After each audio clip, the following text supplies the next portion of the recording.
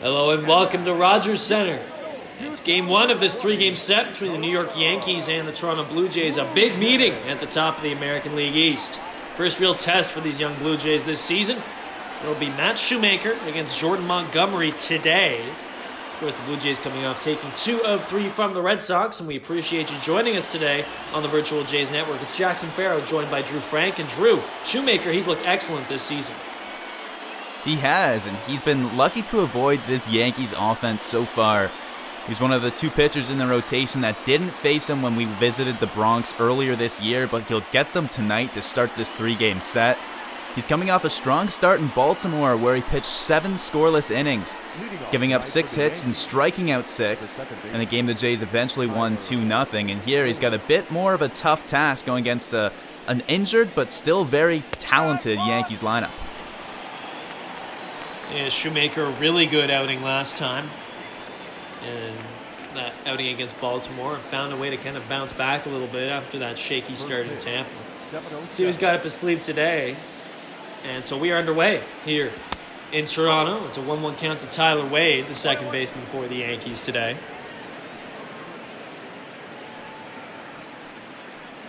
And Tyler Wade, well, I didn't see him too much in the last series. Just one game, but he went 2 for 5.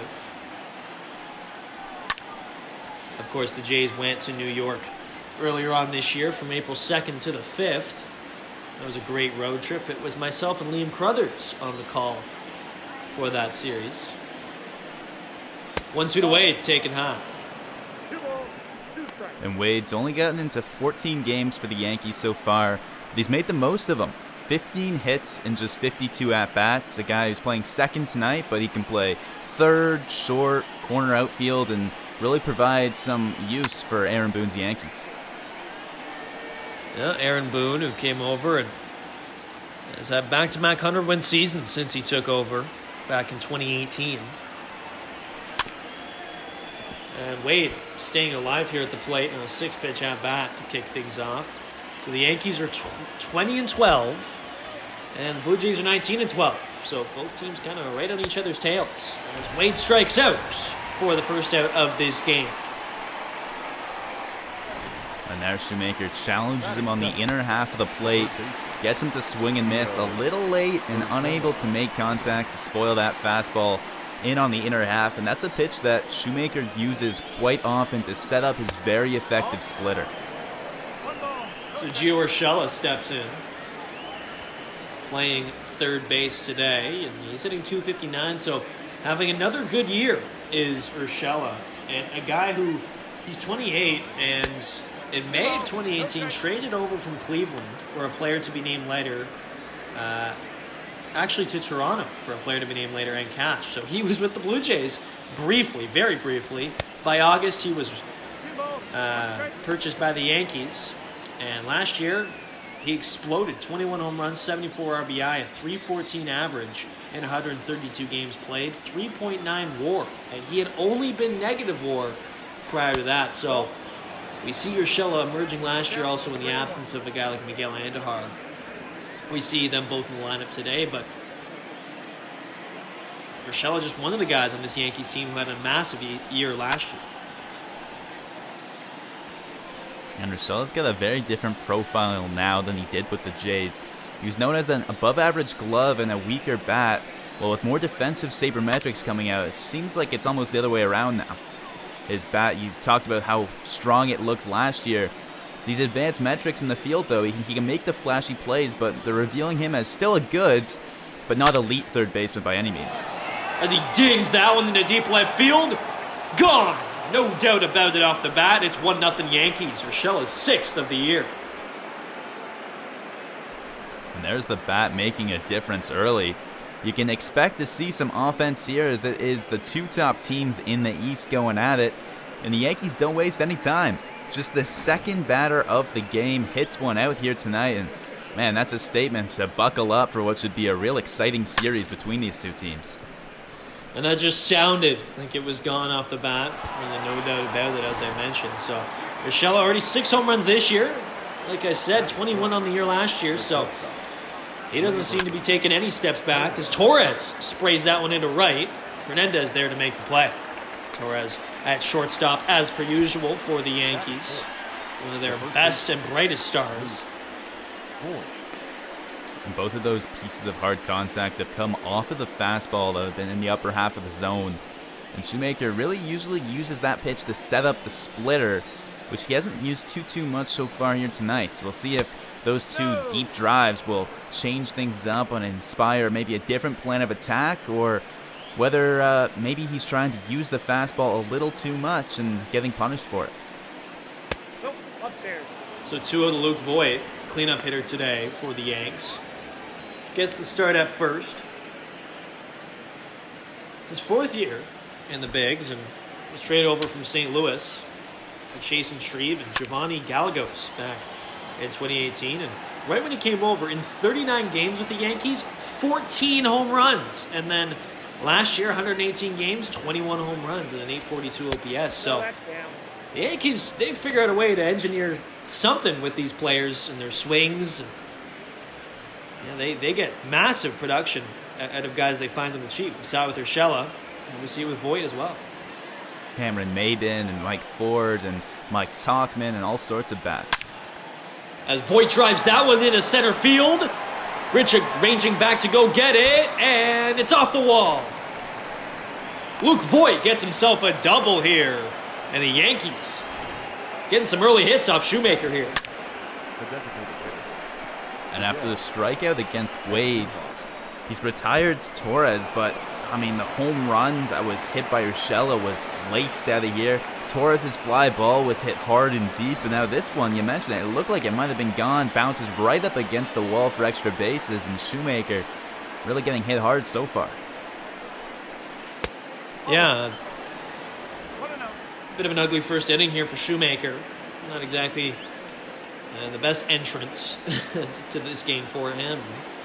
As we see Miguel Andujar, the DH today, at the plate with a runner in scoring position.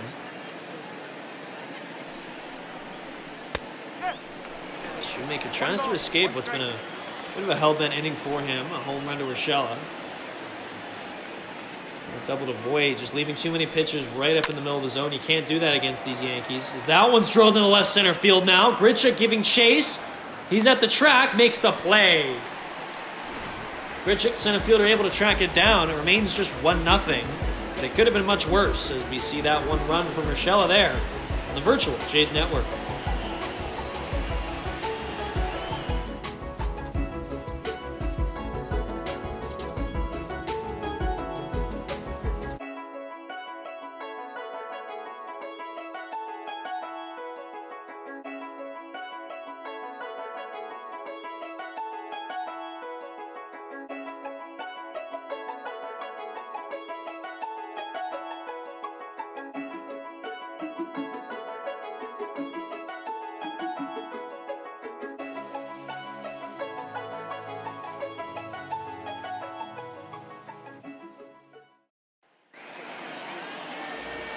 Welcome back. So the Jays will see Jordan Montgomery for the second time this season. And when the Jays face Montgomery in the Bronx, it was the worst start of his season so far. Gave up 5 runs and only 4 innings pitched, surrendered 6 hits and 3 walks. The Jays went on to win that game 6-4, but since then, Montgomery has really improved, and the Yankees have won 3 of his last 4 starts. His last one, an impressive showing at home against Cleveland, where he went 6 innings with just 1 run allowed. It'll be Joe Panik, second baseman for the Jays today, leading things off. And listen, these Jays were able to get to Montgomery, really one of the only teams that's been able to do that so far this year. He's been pretty solid. Other than that, this whole Yankees rotation has, with Tanaka and Cole and the likes. As that one's driven into deep right. And the play is made by Clint Frazier, starting in right field for the Yankees today. Number 9. So that'll bring up Danny Jansen, the DH.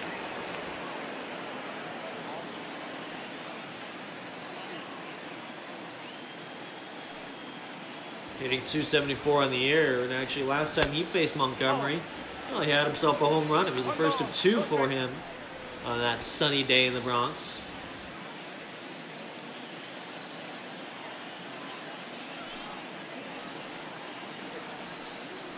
one of the real offensive leaders on this team thus far. Jansen is. And they're going to need some new leaders because one of them just got traded, Chase Anderson. Yesterday it was announced that Anderson had been dealt to Colorado in exchange for prospect as well as some international bonus pool money. So that deal being consummated yesterday was announced. And, I think, Drew, everyone knew that a deal was going to be coming, where the Jays were going to want to trade a starter potentially for a prospect. But did we know it was going to be this early? Well, I think part of the reason is that they've gone a full month with no injuries, no health concerns, and all 5 arms in that rotation look as healthy as ever. So I think that's part of the reason that we're seeing them make a move earlier than some expected. As that one's hit over to the second baseman, Wade. Oh, he missed, throws it. And that will go out of play. So Jansen able to get himself to second base there off of Wade's tumultuous defensive play there at second and bobbled off of him. He went to go scramble to get it, rushed the throw, and missed it very high. So Jansen at second, one away for Randall Grichuk here. And the usual second baseman, DJ LeMahieu, not in the lineup today as he gets the day off, so Wade gets an opportunity. Been a bit more of a bench player so far for these Yankees, and not a great start. A strikeout in the top half, and now a 2-base error in the bottom half. Quickly 0-2 to Grichuk here, but yeah, that Anderson trade will bring in Daniel Montano. The outfield prospect ranked 25th currently on the Rockies prospect rankings. So an outfielder comes to the Jays, he'll go to Lansing, single A affiliate of the Jays, and get some international bonus spending money as well. And with that came the announcement that Nate Pearson will actually come up and start in Chase Anderson's spot this Sunday against the Yankees. So, listen, tickets are being bought, jerseys are being bought. Drew, how excited are fans to see their top prospect come up? As Grichuk grounds over to short. Oh, an error there as well. Torres not able to make the play. Hold that thought, Drew. We have runners at first and second on 2 different errors. And 2 seemingly harmless ground balls, equally surprising at the runner's reach. And for Montgomery, he gets the first out from panic, and since then, 2 ground balls you'd think might end the inning, but no, there's life here for the Jays. Couple errors, all of a sudden first and second for Vlad Guerrero Jr., who against Montgomery went 1 for 2 back on April 4th. Drills that one foul down into the seats, but back to Pearson, obviously, a big deal for Jays fans to finally get the number 8 prospect in all of baseball up and making his first start in the bigs. And reminiscent from what we're seeing now, it's what we saw last year, similar time with the guy at the plate right now. The 27 jerseys were everywhere, and now it's the 71 jerseys. Nate Pearson, the big righty, set to wear 71, as you mentioned, on Sunday. But it's a deal moving Anderson similar to what we saw with a few guys last year, where they're not necessarily trading for too big of a prospect, as a lower-rated outfield prospect from the Rockies organization comes over, but they get a bit of pool money, which is something that this ownership group has really looked to collect. And more importantly, they open up a spot in the rotation. You've got guys down in AAA. Nate Pearson's the first one called up, but even behind him, we've talked in the broadcast about Jacob Wagsback and Anthony Kay and all sorts of arms that are ready to go if the spots open up. So Guerrero Jr. strikes out. 2 away now for Travis Shaw. Leads the Blue Jays with 8 home runs on the season. And in fact, last time up against Montgomery, he hit one. Way back on April 4th, of course. 0-1 is swung on right up the middle. Past Montgomery into the outfield. And Jansen's going to come in to score. So it's a 1-1 game here off of a 2-out RBI single from Travis Shaw. And that single moves everyone over, and Jansen's able to score all the way from second base. This ball not hit overly hard as it trickles into center field, and Gardner has to come a long way in to get this, but another place where you see the injuries of the Yankees potentially hurting them. Gardner, not the strongest arm to contest Jansen coming home, but if Hicks is out there, one of the best center fielder arms in all of baseball, then maybe this game would still be a 1-0 Yankees lead. Hicks, of course, still out with an elbow injury. So Yankees team's been depleted a little bit. You've got Judge, Stanton, Paxton, Severino, Hicks, all out with injuries, although Stanton should be back soon. He had a calf strain in spring training. Aaron Judge should be back soon. But yeah, they've been able to deal with it, though. The fact that they're 20-12 and in front in the AL East with all those injuries and kind of with a slow start as well. They've won 8 of their last 10. It shows that this team's the real deal. 1-2 to Gurriel, fouled off. And they're just a half game up on these Blue Jays.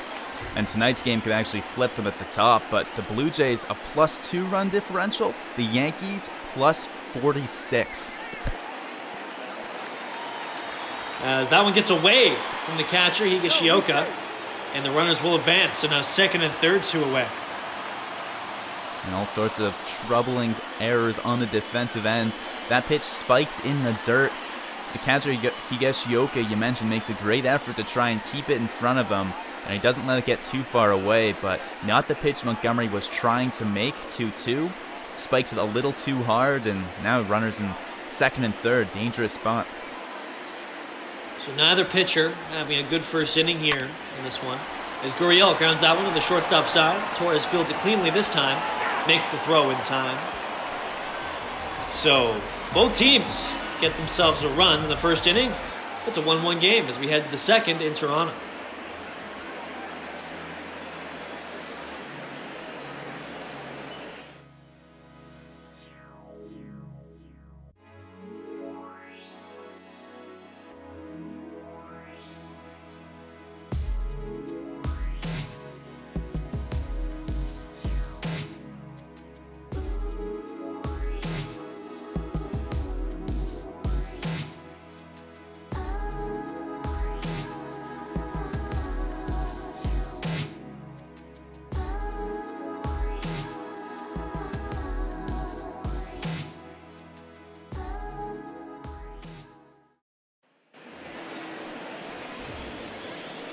And so we'll bring up Brett Gardner here to start things off in the second.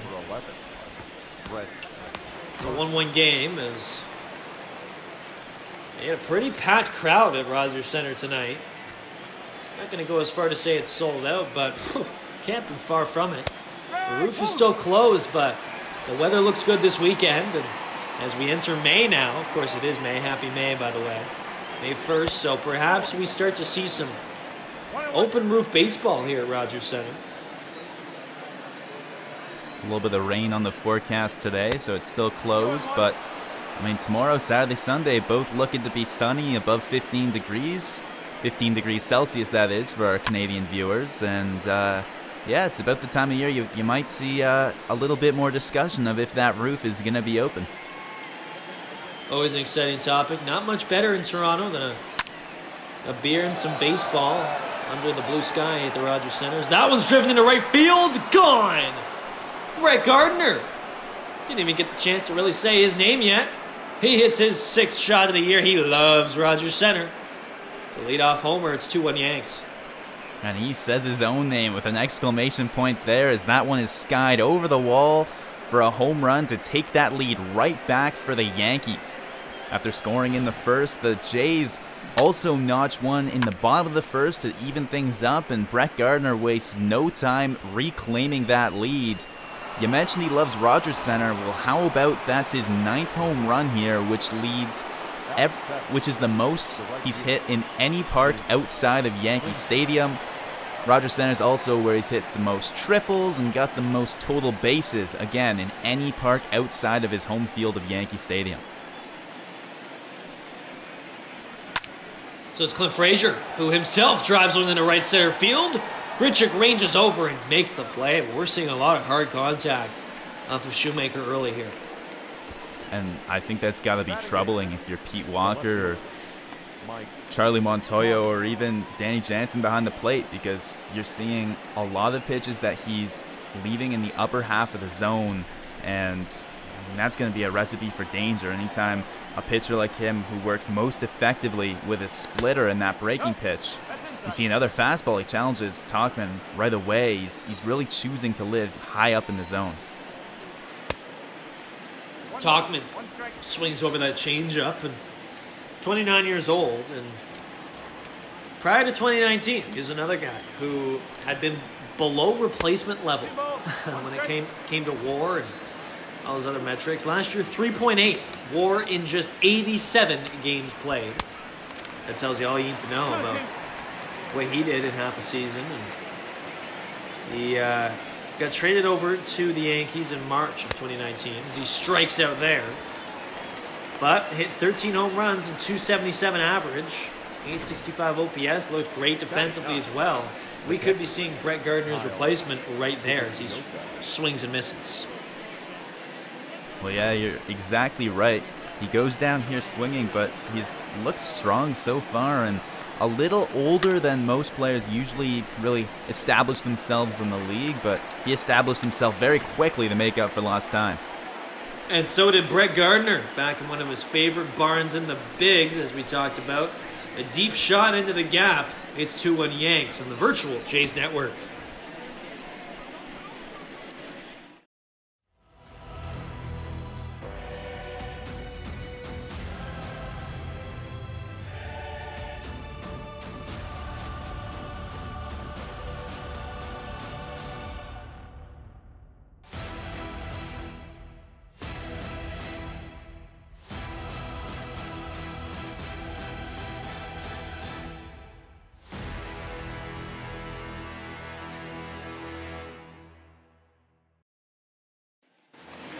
And there it is, Nate Pearson will be making his very first start of his Major League career on Sunday. Don't miss history.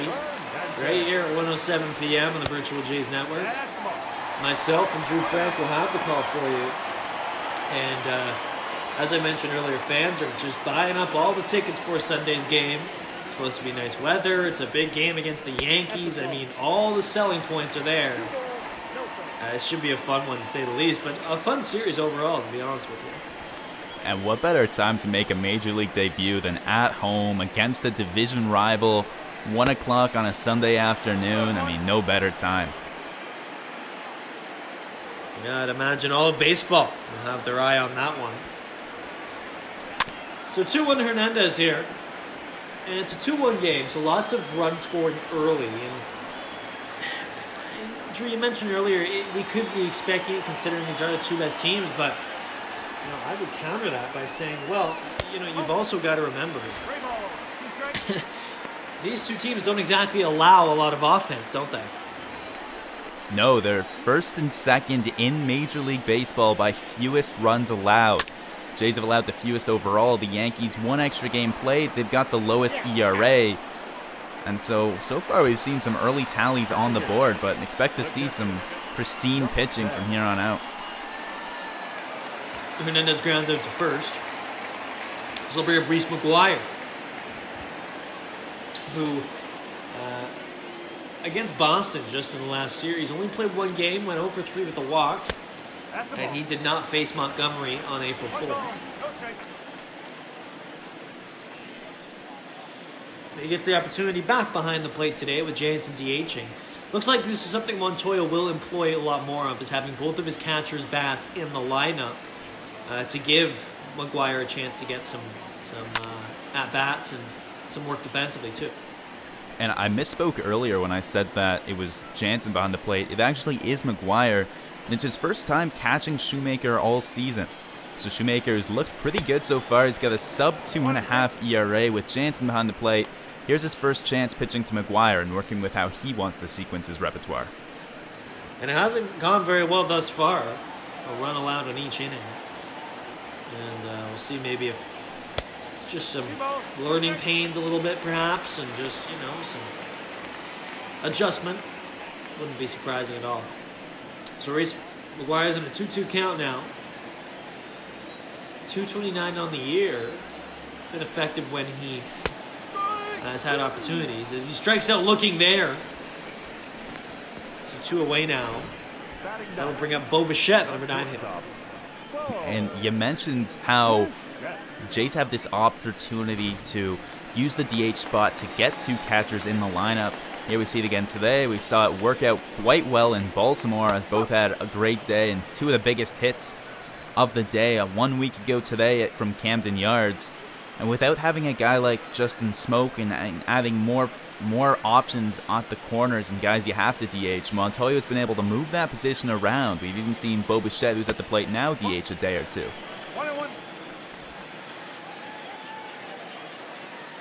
Yeah, and he does a good job of giving guys days off when they need them and some rest. We've seen that a lot with a guy like, I think we'll see it more so, especially as the year goes on, guys like Grichuk and Shaw, mainly Shaw, who's a little older and doesn't need to play every single day necessarily, especially when you have guys like Tellez and Drury when he comes back. We've seen 9 different Blue Jays in that DH role already this season, which is quite a number. 2-2 the shortstop. Taken inside from ball 3. You notice at 170 average, so Bichette's still not hitting all that well, although did fairly well in the Boston series. As that one is driven into deep left field, Tauchman ranging makes the play. So 3 up, 3 down here in the second for Montgomery. It's 2-1 game as we head to the third in Toronto.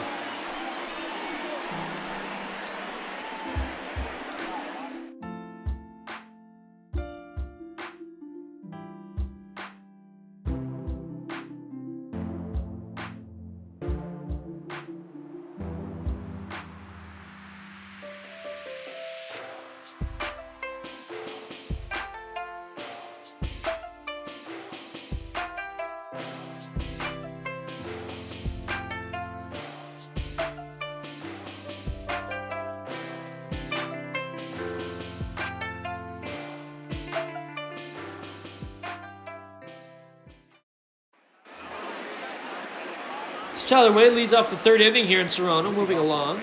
2-1 Yankees lead. And lots of buzz, I've noticed, around the ballpark, especially as this game's gone on. There's just something about it. Could just be there's more fans in the seats than usual here at Rogers Center, but also just something to do with, the top-tier Yankees against the Jays and kind of battling for positioning here at the top end of this division, but also with, Nate Pearson coming up with the trade the other day, with the fact that it's already a 2-1 game. It's lots of energy in this building. It's a fun atmosphere, to be honest with you. And the Yankees are a team that always travels well to Toronto. We're seeing it again here tonight. Lots of gray and navy in the stands, as fans not too far from New York City. Yeah, it's a quick flight up, right? You're looking at, a couple hours and no time change, none of that, so you're not really jet lagged. You land at 5 o'clock, potentially be at the game by 7:30. As that one is fouled off, so 1-2 to Wade. Yeah, the Yankees do travel well. They're one of those teams that if your grandpa was a fan, your dad was probably a fan, and if your dad's a fan, then guess what? You better be a fan too. And always found that interesting about the Yankees, kind of like the Red Sox and the Dodgers too. These legendary organizations that just have such a big fan following. Full count to Wade. Yes, Wade. Wade now working the count full. He was charged with 2 errors on 1 play in the top of the first. As he fouls that one off, he had the ball hit to him at second base, which he was unable to field cleanly for the first error, and then threw it over the first baseman's head into the dugout for the second. Checks his swing, it appears, so he will walk. Yes, he will. Leadoff walk kicks things off for Wade, who has battled both times at the plate now, getting to full counts and working the pitcher. 15 pitches to Wade alone in this game. So we'll see Gio Urshela, who hit a home run, a real no-doubter last time up.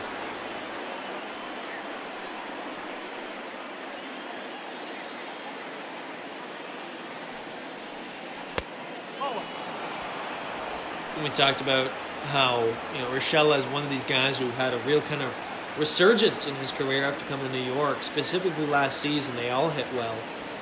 But Urshela, one of them, and some found gold. But they kind of needed it from him.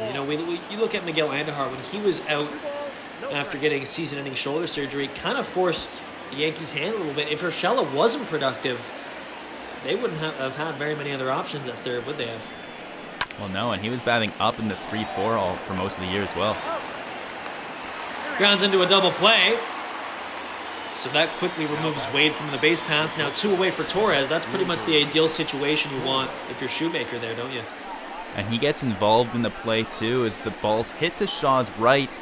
Shoemaker knows he has to get over to that bag quickly, and it's a nice 3-6-1 double play, which is fundamentally challenging and something you practice a lot in the spring, but every time you see it executed, you gotta feel a little bit proud of yourself on the mound, as not only do you induce the ground ball, but you beat the batter to the bag and take care of things yourself partially. And more importantly, nobody on the base pass for Gleyber Torres, who is now 0 for 2 on the day. So 1-2-3 here in the third for Shoemaker. It's 2-1 Yanks as we head to the bottom part of this inning in Toronto.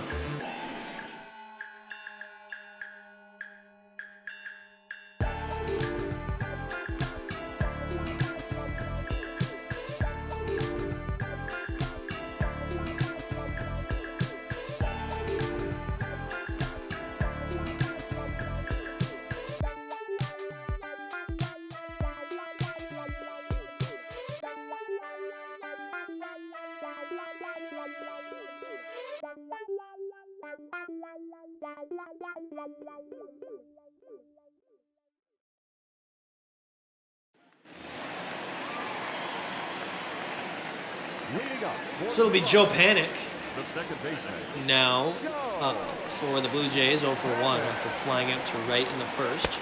Back at second base today. And we haven't seen him as much recently.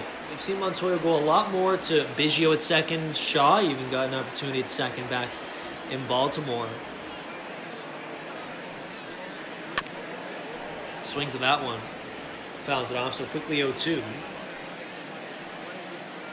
We only saw him once in Baltimore on the Saturday afternoon game where he was 2 for 3 with a walk. Not a bad day at all, but you mentioned they've gone other ways. As that one's flown into deep right field and over the wall. Joe Panik ties this thing up with his first home run of the year. And that's a loud welcome back to the lineup. Quiet in his first at-bat, he flew out, but he hit that one hard. He hits this one a little bit harder as he pulls it over the wall into that right field corner. Spending some time in the National League, both Panik and Montgomery, they've seen each other before. That's his 14th at-bat against Montgomery, and he makes some noise with it here. Crowd loves that one here at Rogers Center, and why wouldn't they? It's a 2-2 game as both pitchers struggling a little bit with the long ball here. That's Montgomery's first home run allowed this game, but second run allowed. Shoemaker's allowed 2 home runs.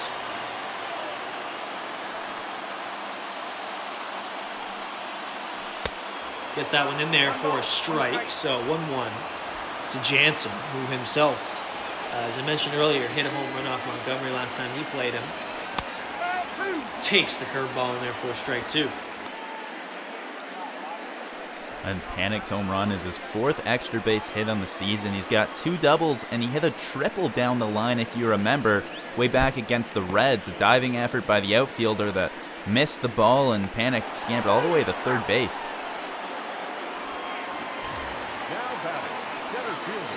So Jansen strikes out, and that'll bring up Randall Grichuk, who grounded into an error, actually, at short last time up.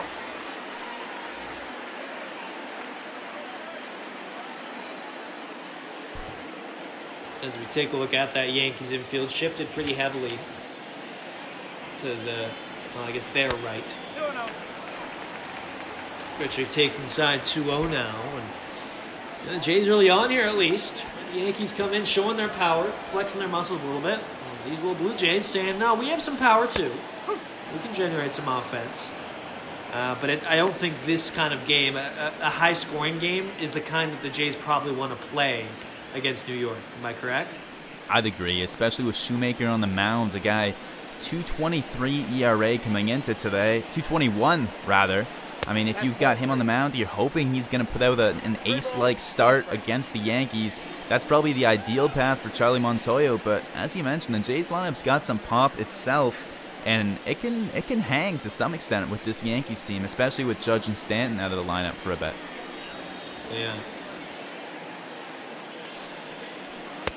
I just think, you know, I can't imagine Montoyo's strategy would be, oh yeah, we can beat them with the bats. I think it has to be to beat them with your arms instead, right? You've got an opportunity. You're missing Cole. Right? You're missing Tanaka. So you've got a chance to at least match up well pitching-wise. Of course, the bullpen's been excellent. So Grichuk walks, and that'll bring up Guerrero Jr. now, who struck out in the first inning. You mentioned a great point about catching the right part of the rotation. There'll be 3, 4, 5 for the Yankees here, as you see the 3-guy Montgomery tonight, followed by Happ tomorrow and Chad Bettis on Sunday.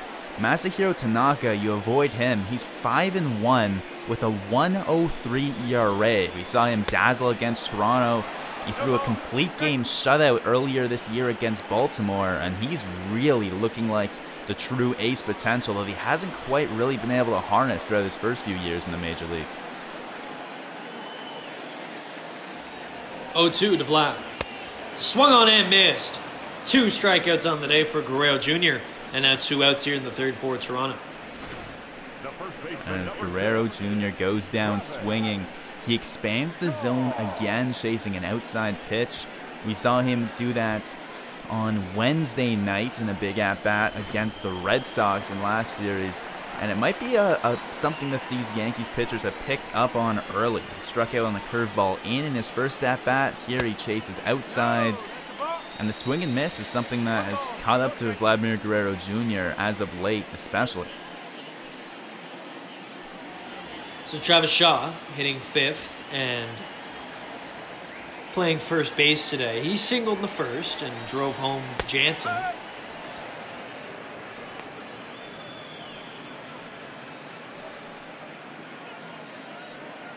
Three home runs in his last 10. 8 on the year, leads the Blue Jays.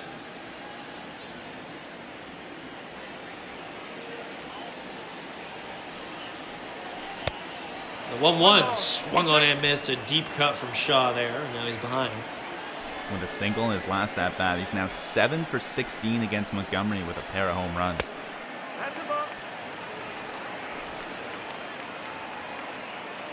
And if you had potentially come to the park late and not seen the name on the back of Panic's jersey when he hit that home run, it could have easily been Shaw too, that lefty pulling one out, but it is in fact usually Shaw on this team, of course, but today was Panic.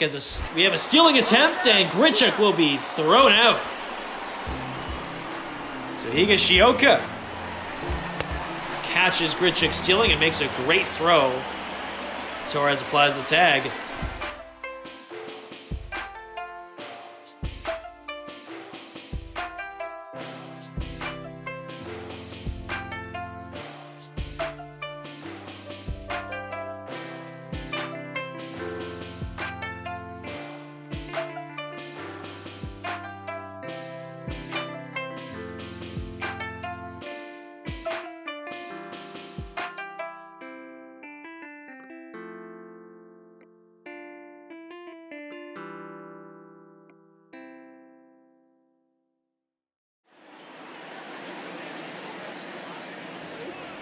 Welcome back to Toronto. My name is Jackson Farough. I'm joined by Drew Frank here on the virtual Jays Network.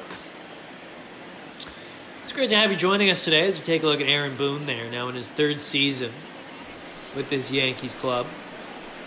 And as I mentioned earlier, he's really only known 100-win seasons back-to-back to start off his tenure with the Yankees, although they probably couldn't care less about 100-win seasons. They want championships. And they haven't got one since 2009. It's, they went a whole decade without one in New York, and that's a big deal in Yankee land, isn't it? It sure is, and that's one of the reasons you see them go out and get Garrett Cole over the offseason. The Red Sox only getting worse, and the Jays not quite ready to contend. The Rays have an interesting offseason where they move Tommy Pham and almost move horizontally, but the Yankees, clear improvers because they won't settle for being the best team in the East. They want to make a serious run at the World Series. As they always do, or at least try to. So Voit strikes out swinging. He doubled in the first. Now 1 for 2 in the day, which will bring up Miguel Andujar. And that changeup down in the zone gets Voit. But Voit in the first, he hit a loud double off of a pitch that was left up in the zone. Here McGuire avoids throwing up and goes with the finisher down below the knees, gets the swing and miss, and that's a much safer space for Shoemaker to live. Yeah, trying to limit those mistakes, of course, is Shoemaker. He did so against Baltimore, but you can afford to make a couple mistakes against Baltimore. Against the Yankees, however, you sure can't. As Andujar drills that one into deep right, and it's gone. 3 home runs against Shoemaker on the day. He makes another mistake there. Andujar takes advantage, his 6th of the year. And the ball is carrying quite well here in Rogers Center tonight. That didn't really look like it was going to be over the wall. It looked like maybe into the corner off the wall for a double off the bat. Surprised me, though, that one leaves the park on the outer half. Andujar waits for it and just pure muscle to take that one opposite field and out into the bullpen there to give this Yankees team the lead once again. What strength to be able to drive that ball opposite field home run. Goodness me. So 3 home runs by 3 different hitters for the Yankees, and one of them is at the plate right now, Gardner. And a couple quick answers after the Jays tally a run. Yankees come right back. Gardner grounds out, so that'll be the 2nd hit of the inning. Now back, right fielder, Clint Frazier. I'll bring up Clint Frazier, a guy who,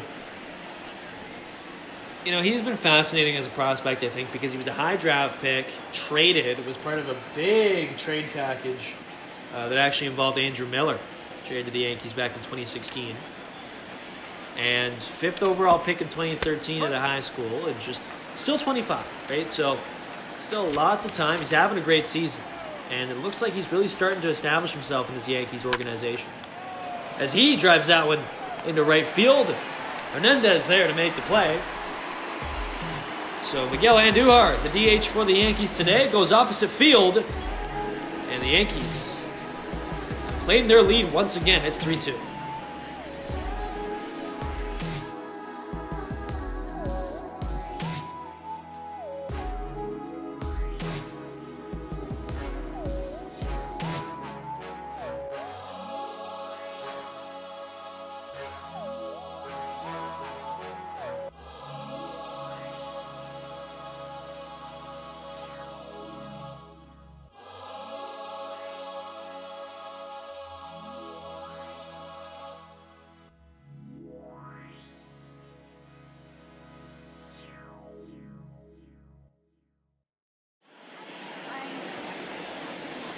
So it'll be Shaw, Gurriel Jr., and Teoscar Hernandez, who you see there, in this inning for the Jays.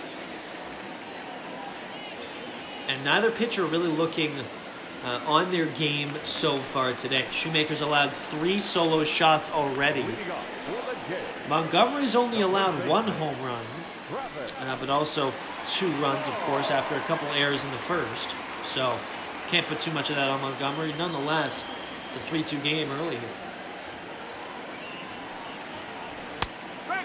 As Montgomery deals that 2-seamer right up Young Street for strike 1. And Shaw was up as the inning ended last inning. Grichuk thrown out at second. So Shaw gets a fresh count and now gets to see Montgomery for the 3rd time, even though he's only in his 2nd official at-bat. And he's seen him very well in his career, as he mentioned, hitting very, very effectively against Montgomery. As that one's driven into deep right center field. Gardner goes back, it's off the wall. Shaw will head to second, and it's a leadoff double for the Blue Jays. And not wasting any time with the extra base hit, but you've got to wonder if you're in that Blue Jays dugout. No one probably feels worse right now than Randall Grichuk, caught stealing to end the inning. If he was on base for that extra base hit there, you've got to figure, especially with 2 outs running on contact, he might have been in to score, but instead he's retired, and now it's Shaw on second, now leading off this inning. So Gurriel Jr. steps in now with a runner in scoring position. Chance to tie things up.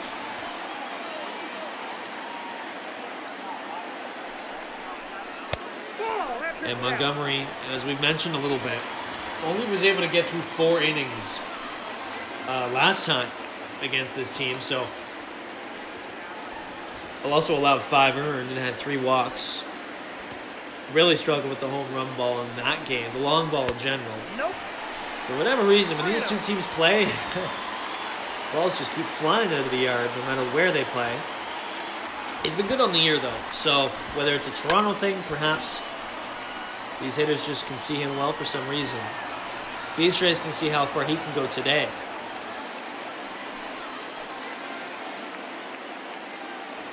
Three and 1 to Gurriel.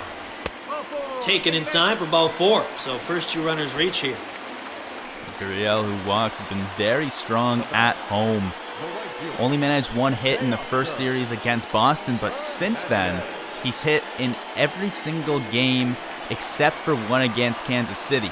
And both games played against Cincinnati, then the entire Twins series, and both games he played against Boston this past week.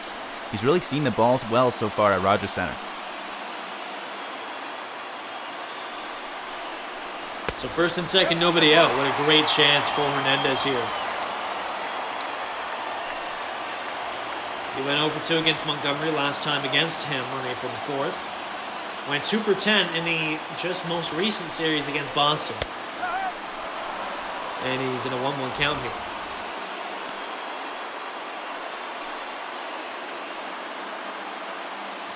And Montgomery already up to 71 pitches. I think that's a really good sign if you're the Blue Jays. That it's probably going to force Boone to dig into that bullpen of his earlier than he wanted to.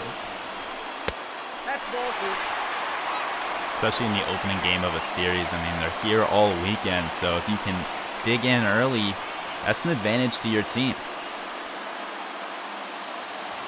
Especially with the way the Jays bullpen has been going. They don't mind a bullpen game, and it's looking like we may have that sooner rather than later.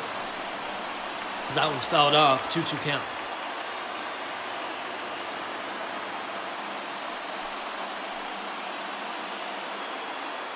Montgomery looking to work his way out of a tough situation here. First and second, nobody out. Hernandez staying alive.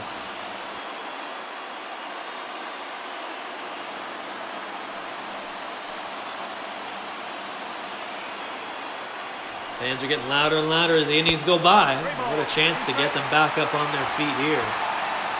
Full count to Hernandez. Reese McGuire's on deck.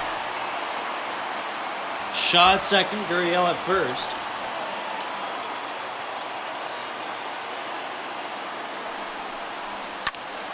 Swung on, fouled off. His battle continues at the plate. And making him really work now. They've seen just about everything Montgomery can offer, locating all around the zone. So that was grounded over the shortstop side. This could be 2. And it is. Double play recorded by the Yankees, but the last thing Hernandez wanted. So Shaw's at third, but now 2 away. They're going to need a base hit here. And some nice work by the middle infielders to turn that double play. Hernandez can run quite a bit down the line. One of the fastest players in this Jays lineup. Only Anthony Alford's faster on this entire 26-man roster, so they had to make quick work to turn it, and after struggling in that bottom of the first inning, they rebound here with a nice play to get 2 big outs for Montgomery. Well, it's Reese McGuire, starts off with ball 1.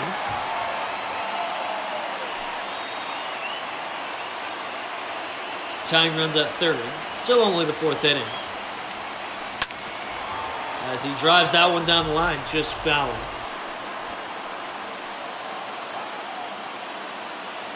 But a hit here would do wonders, I think, for the Blue Jays' confidence, considering they have first and second, nobody out.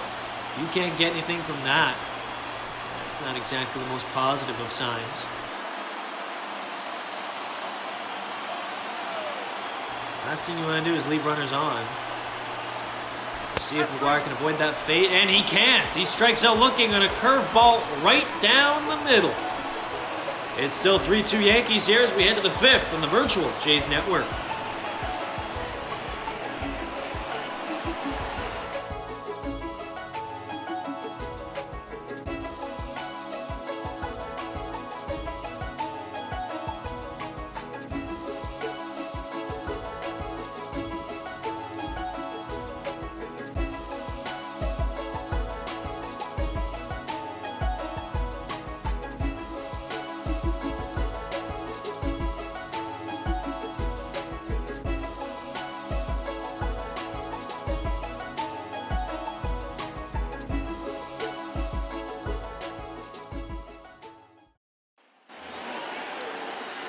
Welcome back to the Virtual Jays Network here in Toronto.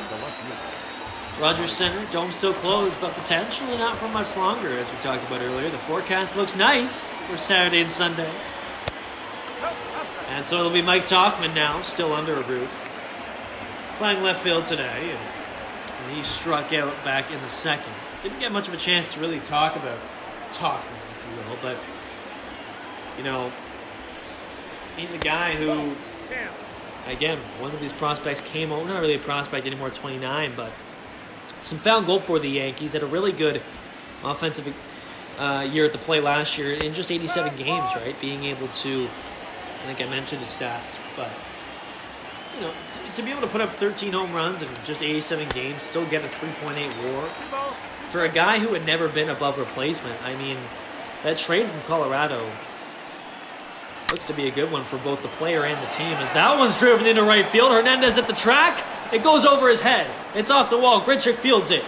Tauchman is second. It's a leadoff double for the left fielder. And if you want to see how hard he hit that ball, look how far it bounces back off the wall. As it ends up about 30 feet away from the wall, it hits right off it, and it's got enough power to trickle all the way out to where Randall Grichuk meets it. And yeah, a guy you mentioned, they only trade away a middling left-handed pitcher, 25-year-old pitcher that hasn't really done anything at all so far in the show. He's only pitched 7 innings for the Rockies, and they get Mike Tauchman, who's been one of the biggest breakouts of the 2019 season, and he's continued that so far here into 2020. Now, a much more important piece of the middle of the order that, I mean, I'm sure when they traded for him late in last spring training, near the end of March, they couldn't have expected anything like this. Certainly not. Now he's at second base here. Made a good point about that ball right off the wall. Just his pure strength. He's got great power off the bat. He's been able to harness it here in New York. So it'll be Kyle Higashioka. Grounds out to second. So one away now, and the runner advances to third. A similar situation to what the Jays were in, albeit the Jays had runner on third with 2 away after being unable to score. But similar situation where they have a guy on second base and nobody out. The Jays, of course, unable to score in the bottom of the 4th just this past half inning. Now the Yankees will see what they can do. The first batter after the double is a little ground out that advances the runner, and now the top of the order has got a chance to drive him in from just third base. So he grounds that one to first. Shaw to Shoemaker, steps on the bag, gets the second out, but Tauchman is able to score on that one, so it's a 4-2 game. And that's the beauty of a leadoff double. As long as you have productive outs, you don't need a base hit to drive him in. And here we see a pair of ground balls. One moves the runner over the third, and one brings him home. So not necessarily the biggest, flashiest run scored, but good fundamentals to have solid at-bats by both Higashioka and Wade to move the runner over and in. So Shoemaker allows another one, as that one's grounded to third. And so Shoemaker is through 5 now, albeit 4 runs allowed. The Yanks tack on a run. It's 4-2 for the Yankees, as we'll see 9-1-2 up next for the Blue Jays.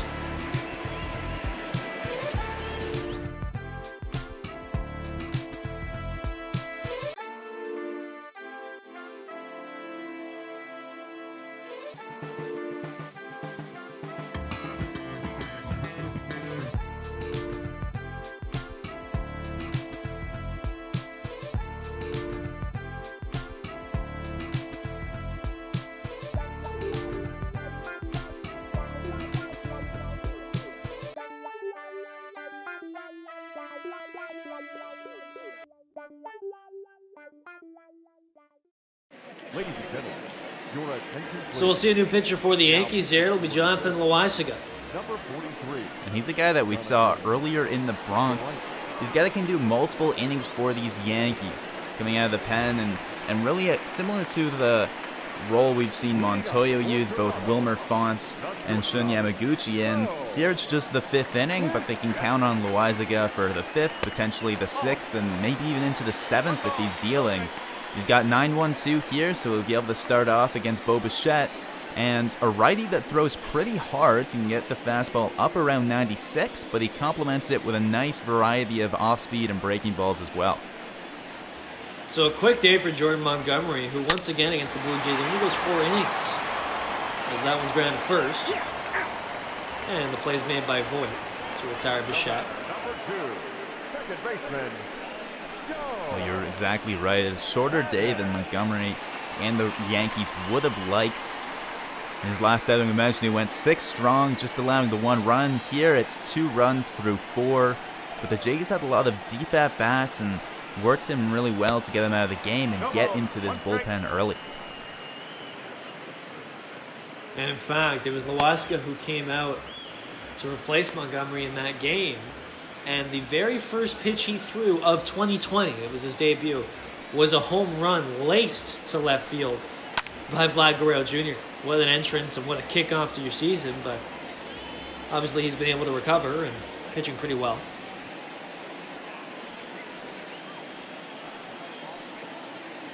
So 1 out to Joe Panik. It's quickly in an 0-2 count here. Fouls it off to stay alive. And he had a home run in his last at-bat, his first of the season. Now, don't expect that too often from him. But nonetheless, as that one is popped into center field, I still enjoy getting any kind of production like that from your backup second baseman. 2 away now. Long way to run for Gardner there, but he tracks it down.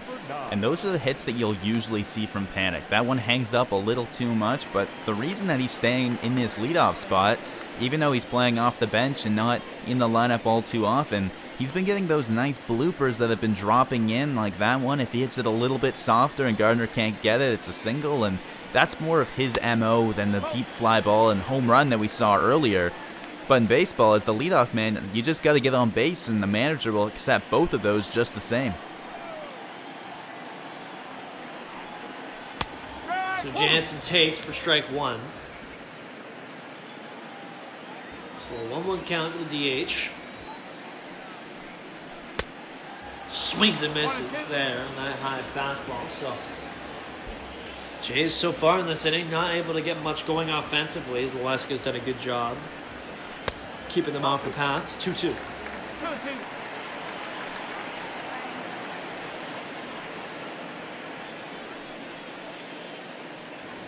And Loaska calls for some time, takes a little walk around the mound.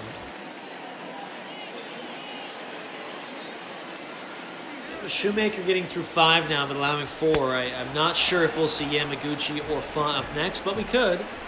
And you'll find out right after this break here on the Virtual Jays Network. It's a 4-2 Yankees lead.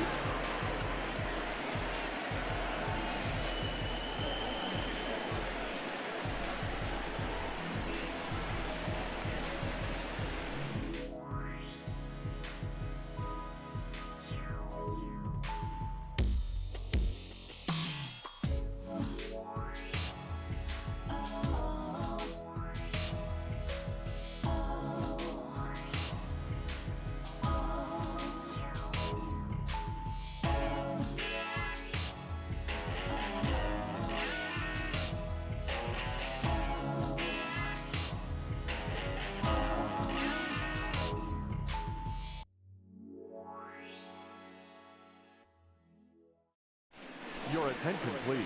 So see Shun Yamaguchi come out now to relieve Matt Shoemaker, who's only able to go through 5 today. We have sure seen lots of Yamaguchi this season, and for the most part, he's been pretty productive. And he has been. He's got an ERA at 2.87, which is very impressive, especially when he's not in his usual routine. He pitched as a starting pitcher in Japan throughout his whole career coming into 2020. Now he's had to transition into a relief role where you don't know necessarily which days you will and won't pitch, but so far he's acclimated nicely and he's got that ERA of 2.87, which, I mean, you can't complain about from the Jays' perspective. Especially, when you picked him up, from Japan, I think you have to temper expectations a little bit. There's an adjustment, but also an adjustment to his role, adjustment to a new city, new continent, new league, new everything. And to have an ERA under 3 at this point of the season, that's pretty good, especially with the rate he's been used at. gives Montoya lots of options out of this bullpen. Him and Font doing some long relief, but it's not just inning eating. Like, Yamaguchi's an effective pitcher, so you can put him in high leverage situations, kind of more low leverage like this one. 2-2 to Gleyber Torres, arguably the best player on this Yankees team at the moment. The troubling number for me is that righties are still hitting .351 against him. And he's been able to get out of the jams he's made for the most part, but that's a lot of contact. Yeah, he's got a righty at the plate right here. Torres, someone who's certainly, to be feared. Two-time All-Star already in his young career.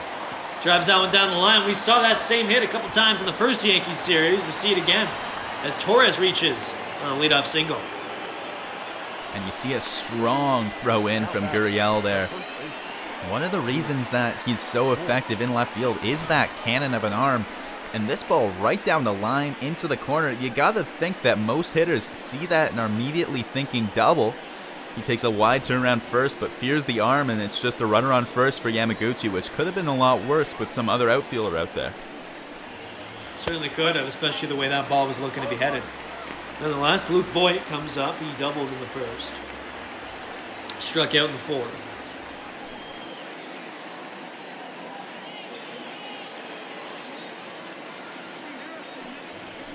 Talked a little bit about Voit earlier. I came over from St. Louis, and all he's done here is mash. And he did it again today with an extra base hit. 0-2 to Voit. Swung on, grounded foul.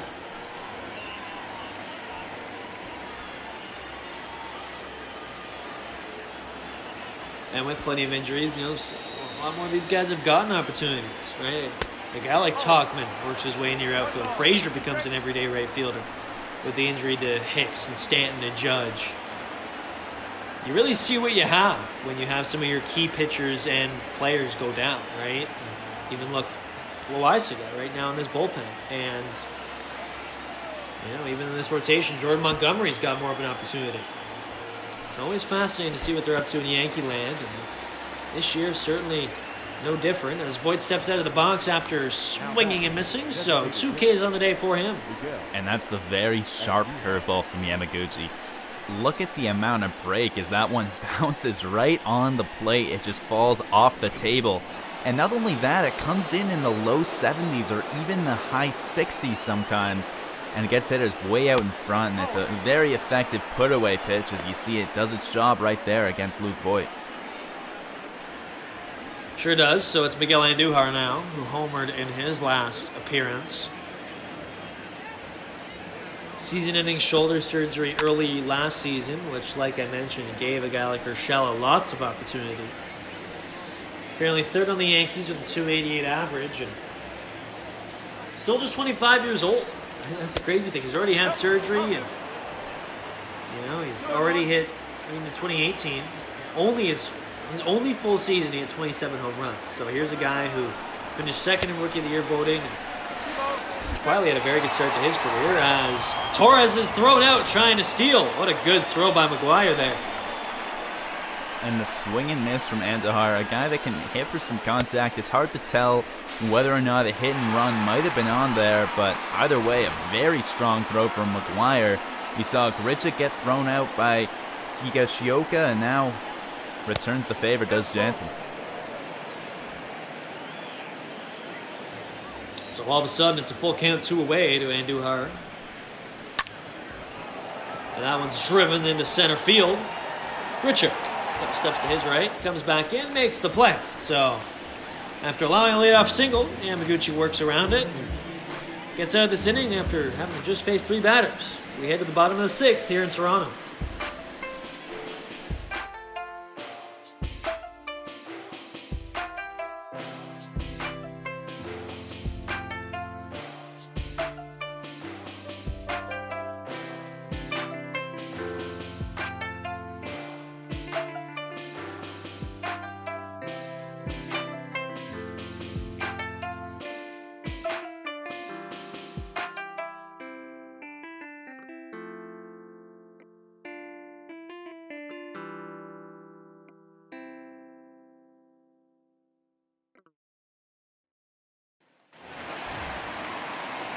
Randall Grichuk up now, all covered in dirt from his attempt stealing earlier in the game.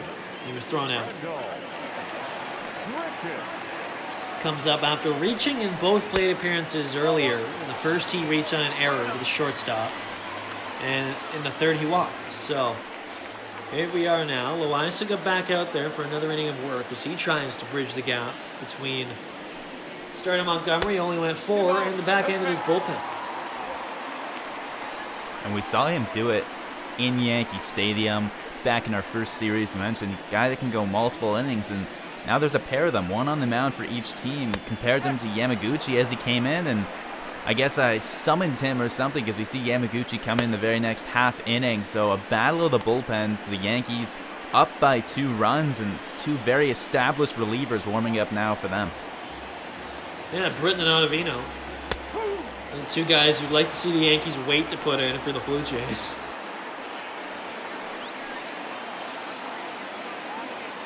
So a 2-2 count, the leadoff hitter Grichuk. Swings and misses, strikes out. First K of the day, and the second strikeout for Loaisiga. Loaisiga looking good so far, 4 up, 4 down, but it sure doesn't get any easier in this Yankees pen. There really is no soft spot out there. Britton and Ottavino warming up, 2 very established guys with great breaking balls. And then after that, I mean, you've got Chapman at the back of the pen, second in the American League in saves. Chad Green and Tommy Kahnle, 2 of the setup guys we've seen that both throw up towards triple digits. And Luis Cessa's in there as well as a guy that's got a great slider and all sorts of tools to get you out.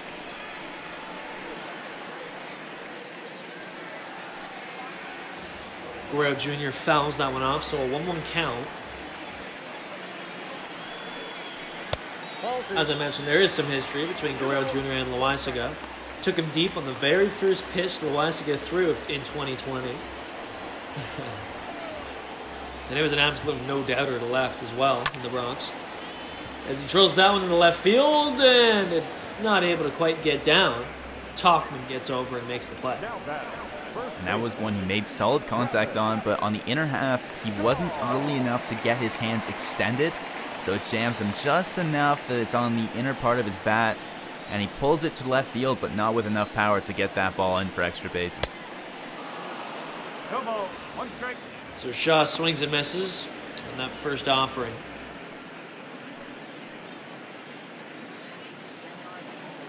Shaw 2 for 2 on the day. He's looked great, a single and a double. The 0-1 swung on and missed, 0-2 here. We've also seen Shaw battle with 2 strikes in the count. We saw that the last at bat. Takes low, ball 1.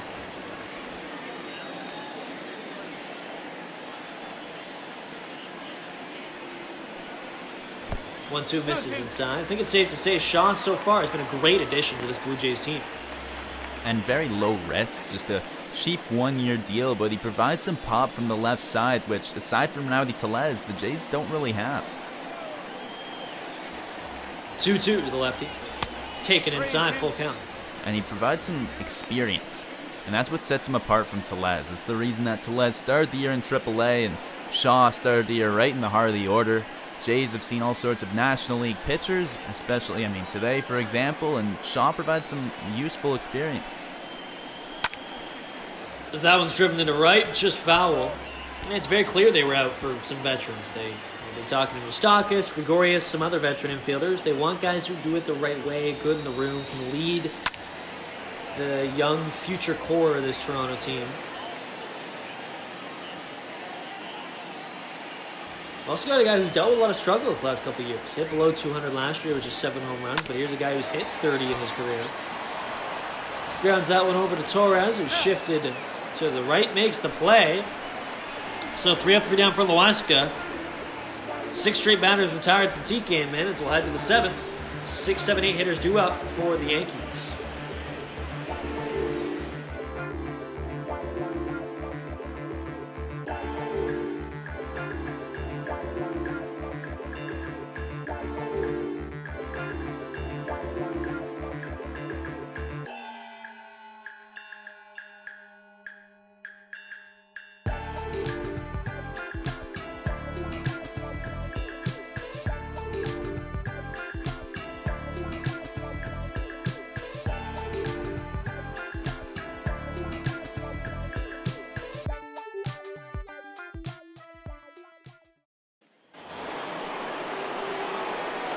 Welcome back to Rogers Center. We hear a couple boos from Brett Gardner.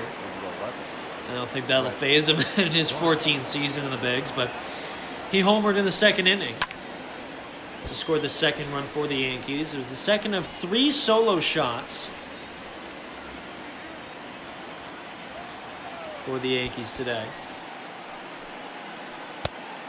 1-1 now as Yamaguchi settles in for his second inning of work.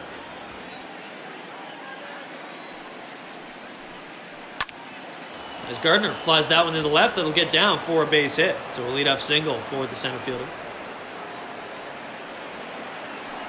And you mentioned how he's used to the boos. Doesn't bother him too much. 14 years in the bigs, 14 years with the Yankees.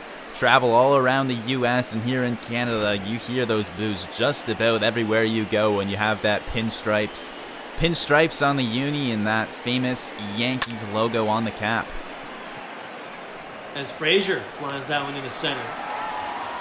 Yeah, I think the Yankees, out of any organization in sport, you can make the argument. I mean, I'm not sure about European soccer teams, but you got to think. You're an outfielder with the Yankees. You're getting chirped out there in the outfield, and you got to think every time you're at the plate, you're getting heckled. It's the Yankees. It's New York. You're a target. But I don't think that would bother you too much because I think if you're a Yankee, you understand what comes with wearing the pinstripes, of course. No facial hair and any rules. As Gardner tries to steal, and he's thrown out. Bichette makes a good tag. Well, McGuire's on fire so far tonight. Two stealing opportunities and throws them both out. Here he throws them out quite handily. That ball thrown exactly where he needs to on that left side of the bag where the second baseman can receive it and throw down a quick tag. In this case, it was the shortstop Bichette that receives it, but either way, the throw exactly where he needed it and picks up Gardner for the second out of the inning. So it's quickly 2 out, 1-1 for Tauchman, who doubled very hard off the wall in the fifth, and he drives that one into right. Looks like this one might not even touch the wall. And it's gone. Tauchman's second of the day, his 7th of the season. And the Yankees are starting to really open this thing up. And that'll add one more onto the lead, but it stings to have a home run right after a caught stealing. Just 2 pitches later, after Gardner's thrown out trying to pick up an extra base, Tauchman hits this one well into the Rogers Center seats as he gets all of that one, and Yamaguchi surrenders what's now the 5th run of the day for the Yankees. Next for the Yankees, the catcher. So 5-2 now, 3-run lead for the Yanks. Pardon me, not his second home run of the game, his second deep shot to right for Tauchman. That correction there. Although it's certainly not the first home run for the Yankees today. They're 4th on the day now. 4 different players. Wow. Talk about a balanced lineup.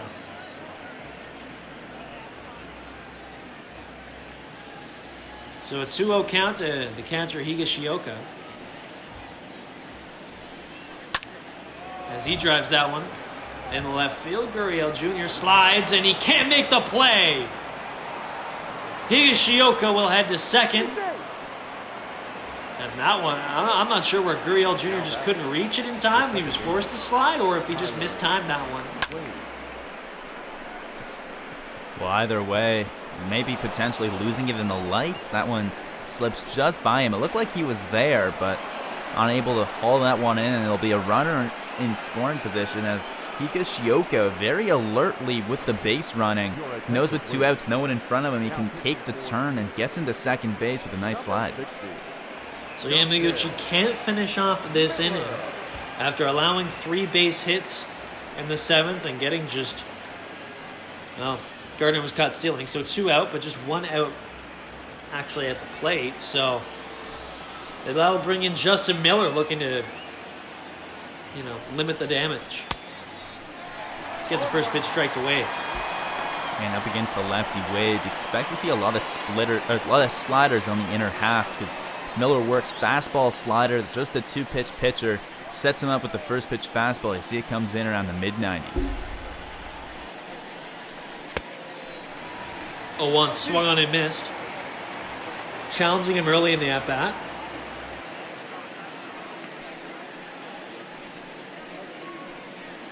So not a great outing for Yamaguchi. I mean, he gets through the 6th just fine, but runs into some trouble in the bottom end of this lineup. Tauchman takes him deep. He's 2 for 3 on the day now. Higashioka reaches. Of course, Gardner had a leadoff single. And that's 4 hits in just an inning and 2/3 for Yamaguchi. Gets the results in the 6th inning as the single he allows is caught stealing. And again, in the 7th, he allows a single that's caught stealing, but that's a lot of hits for just recording 5 outs. Pitch misses inside, 2-2.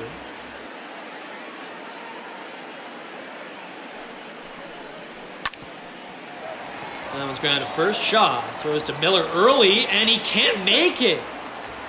So a defensive lapse, potentially for the 2nd straight play here by the Blue Jays, and the Yankees continue in this inning.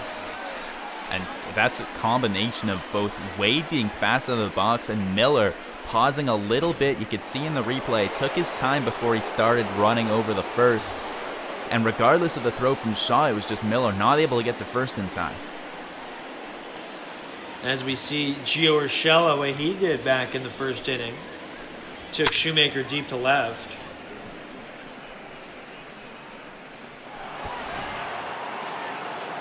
So it's a 5-2 game for the Yankees. Runners in the corners, 2 out. Urshela has a chance to do some more damage here.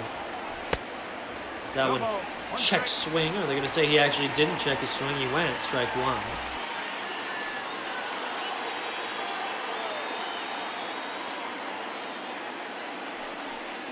Miller, all he needs is just the 1 out. And now he's got 2 strikes against Urshela, as we see Pannone and Gaviglio warming.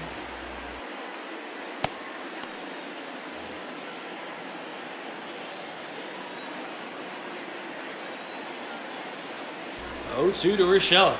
Miller looking to escape, and that one misses low. And in 2019, Urshela hit 4 homers against the Blue Jays. His former team, 4 of his 21 home runs on the year came against the Blue Jays as he slugged over 440 against them. Strikes out looking there. So Miller gets the out he needs. But Mike Tauchman, earlier in the inning, his 2nd hit of the game and his 7th home run of the year. As we stretch in Toronto, it's a 5-2 lead for New York.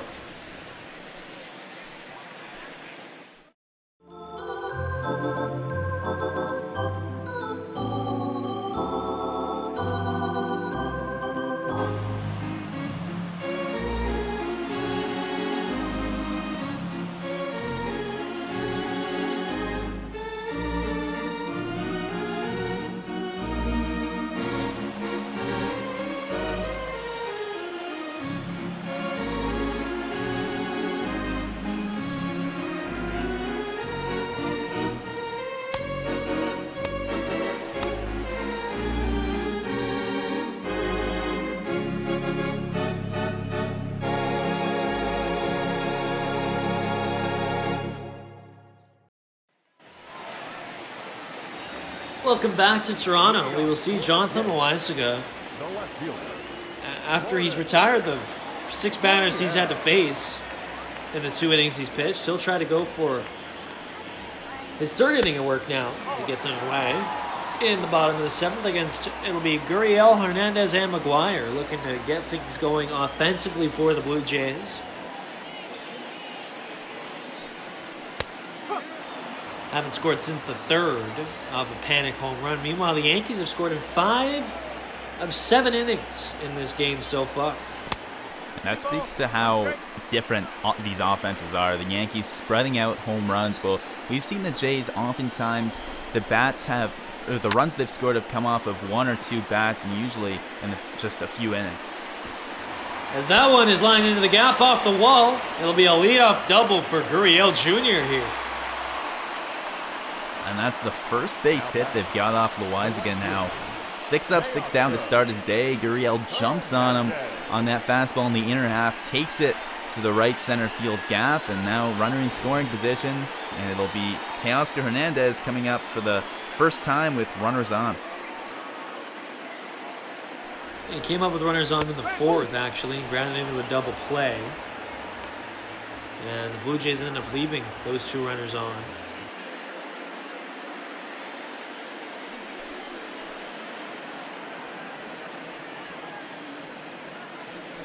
So a 5-2 game, runner on second, nobody out. If you're just joining us, we welcome you. It's been a bit of a home run fest here on the virtual Jays Network. Panik hits a home run for the Jays. It's their only home run of the game. But the Yankees, Urshela hits a home run in the 1st. Gardner hits a home run in the 2nd. Andujar hits a home run in the 4th. And Tottenham hits a home run in the 7th. So, as you mentioned, Drew, balanced hitting. Lots of power throughout that lineup. A deep lineup. And that's with all those injuries. And they're ahead of the Jays by 8 home runs so far this year. They've hit 41 to the Jays 33, and when those injuries recover, I mean, Judge and Stanton are only going to help that cause. No kidding. Even got Garrett Hicks, who provides a lot of value to that team too. But the Yankees are also very hot right now. They've won 8 of their last 10. Go back even further, 11 of their last 14. They just hosted the Detroit Tigers in a 3-game set in the Bronx. Swept them, really no problems. I mean, they've won 3 straight. They come in looking to be on fire and looking to assert their dominance a little bit, I think, over the East, as Hernandez strikes out swinging. And they have a real chance to, because they faced the Jays only 3 games so far this season, as opposed to the 10 times that the Jays have faced the Red Sox, despite being division rivals with both.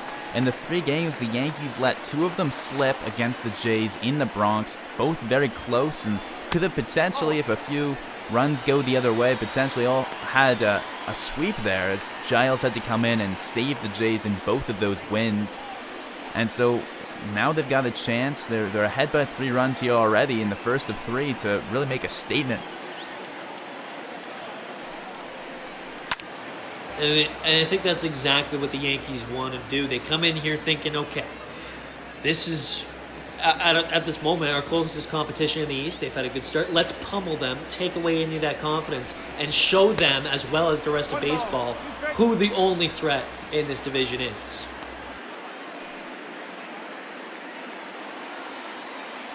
And if it's the Blue Jays, it's the opposite. You're trying to stick with them. And I guess, if anything, take away some of the Yankees' confidence, too, as McGuire strikes out looking. Back-to-back Ks for Loaizaga here, as that one just caught some black on the bottom part of the zone. That's his 4th strikeout already of the day. It looked like the curveball there that just hangs up long enough to catch the knees. And McGuire goes down, and it's Bo Bichette who greeted him back in the 5th. He grounded out to first as the first batter Loaizaga faced this game.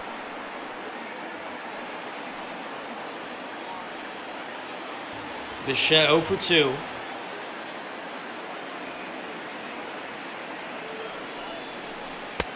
As he swings and misses on that curveball. You see the off-speed really working for Loaizaga in this outing.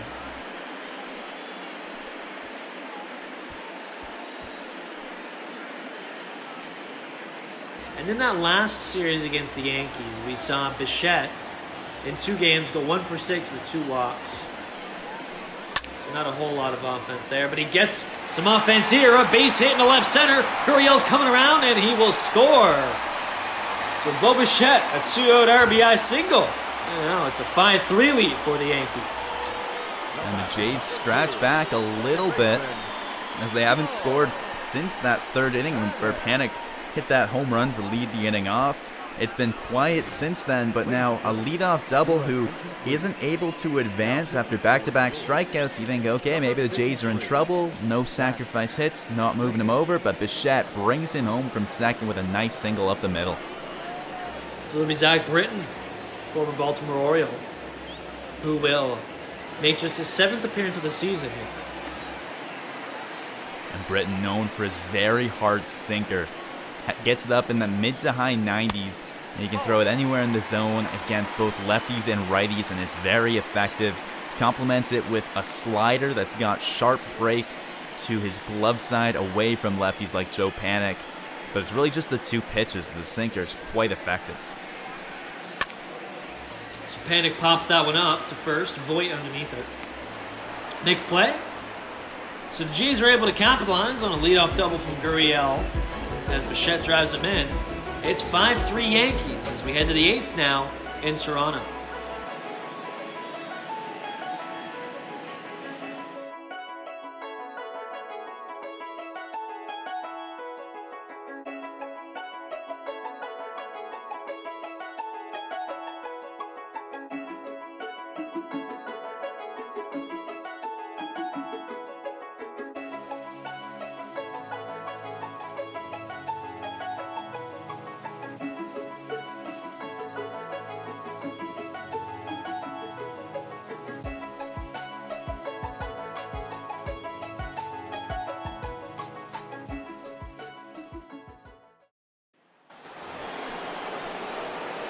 Welcome back to Toronto. It's a 5-3 game after the Jays just scored a run.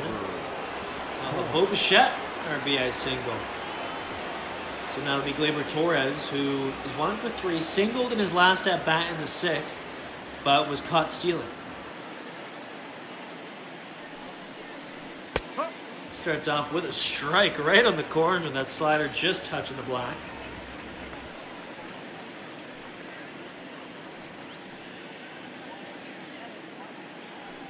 And the Jays had the day off yesterday, but the Yankees are coming from a 3-game set they played at home against Detroit, where the bats were really going.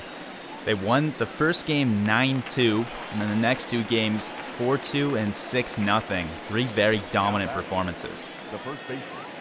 Take a look at the starter comparison here. Neither one having too much success, although Montgomery only charged for 1 earned run, as opposed to Shoemaker for the 4. I think that's the big difference today. Neither of them were able to go very long. Neither of them had their best stuff. I'd agree with that. I mean, you expect more from both pitchers. They've shown more so far this series. Both of them have. But, I mean, the best pitcher so far in this game wasn't even shown up on that graphic there. It's been Jonathan Loaizaga, in my opinion, who pitched 2 2/3 in relief, retiring quite a few Blue Jays in a row with just the 1 run against them. Ball inside. So a 1-1 count to Luke Voigt here. And these fans here at Rogers Center, as I mentioned earlier, a lot more than usual for a Friday night game in April. Or I guess it's May now, so that makes a little bit of sense. But regardless, still early on in the season. And so it's great to see all these fans out here having a good time. There's a bit of a buzz around the building, around the city, frankly, with Nate Pearson getting called up, top prospect. He'll start on Sunday, if you haven't heard, with the trading of Chase Anderson to Colorado. And so there's some buzz also. You've got the Yankees in town. You've got 2 teams at the top of the AL East battling it out. Lots to be excited for. As Voigt strikes out, now 2 away here. And just another note on that Chase Anderson trade that Blue Jays fans might be able to appreciate. The guy that the Rockies trade, the guy that Anderson replaces in that rotation was former Blue Jay Jeff Hoffman, who wasn't having a great start to his year, who had allowed 14 runs earned in only 23 innings. That's good for an ERA towards 6. And so Anderson shipped out to the Mile High State to try and shore up what's been a bit of a shaky rotation so far for them.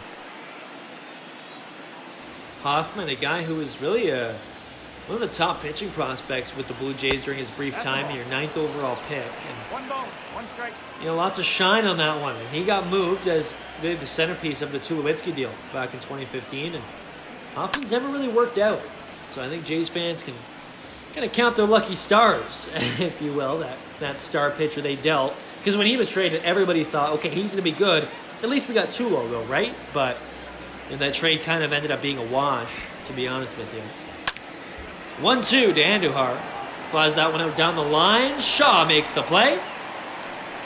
So 3 up, 3 down in the 8th for Miller. We'll head now to the bottom part of this inning. The Jays looking to generate some more offense, potentially get back in this one.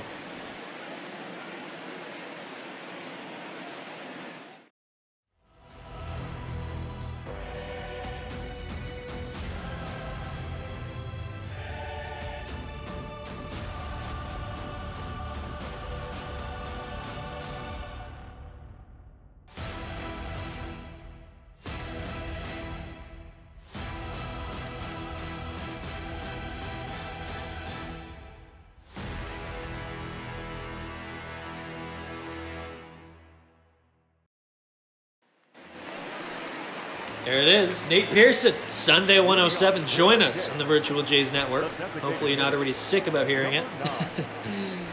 Lots of buzz in the city for that.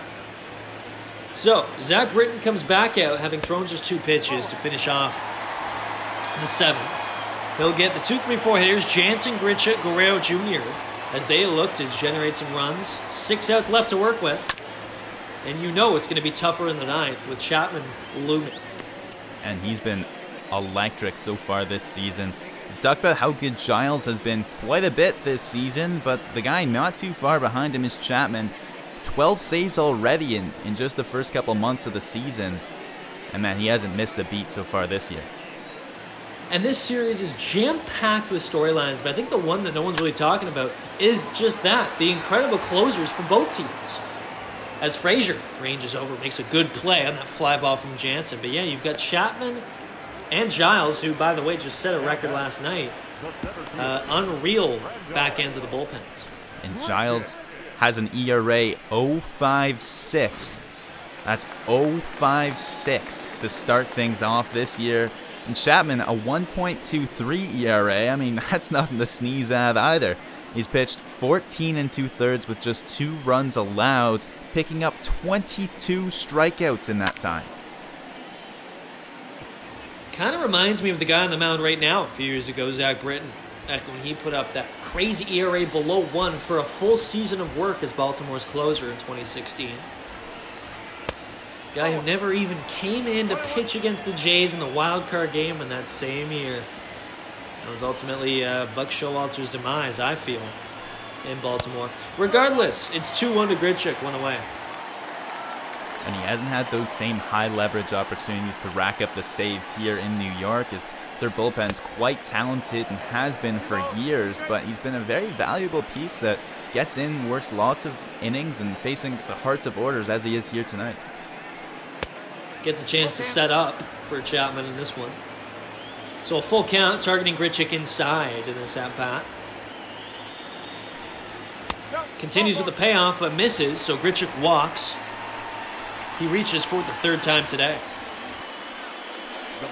And with Grichuk on first, it'll be Vlad Guerrero Jr. coming up, who's 0 for 3 on the day, but he saw Britton last year and actually hit a home run on the lowest recorded home run pitch in all of baseball in 2019. It was a sinker down in the zone, well below the zone actually, and Vlad went down and got it, homered off of Britton for, as I mentioned, the home run ball that was hit on the lowest pitch recorded by StatCast.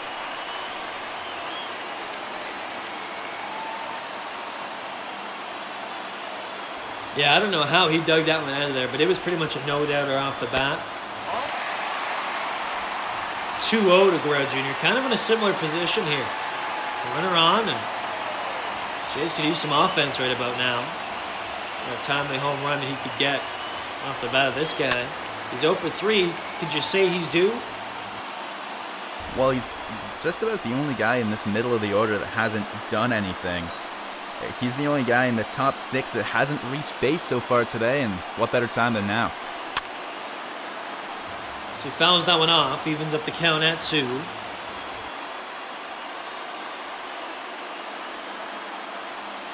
Fans up on their feet now here in the bottom of the 8th. A great opportunity for the Jays to score some runs. And Guerrero Jr. strikes out swinging. Britton gets him on the low offering. Now 2 out. And that's his 3rd strikeout of the day, all of them swinging.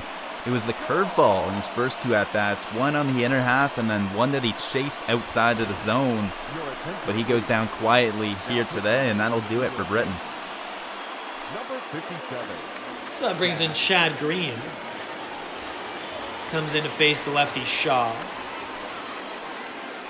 And that's interesting because they lift the lefty Britton to bring in the righty Chad Green, and usually you see the opposite with a guy like Shaw at the bat, especially in a 2-run game with a runner on when he represents the potential tying run. And the Jays' leading hitter in home runs hit this year at 8. A bit of a questionable decision, but hey, this Yankees bullpen is so full of gas. I struggle to believe you can have too many bad matchups. Well, that's exactly right, especially a guy like Green who's got great stuff He's got a blazing fastball as well as a very effective changeup. As that one's popped into shallow center, Torres ranges back, takes a couple steps, makes the play. So, after a one-out walk from Grichuk, Jays aren't able to get much going against Britton and Green. We head now to the ninth. It's Gardner, Frazier, Talkman due up for the Yankees on the virtual Jays Network.